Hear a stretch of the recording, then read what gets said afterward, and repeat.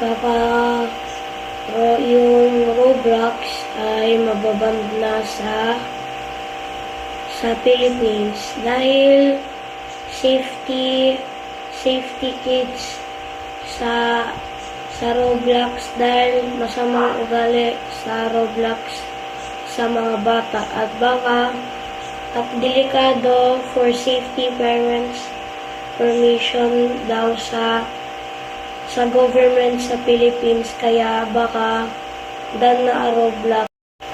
At kung yung ginagamit ko sa tatay ng laptop ng tatay ko, kanina gumagana yung Roblox at bigla nawala yung server dahil sa government ng Philippines. Kaya baka over na to ng Roblox. Pero I'm still going to YouTube channels but different games. So I think it's over for Roblox, guys. Bye.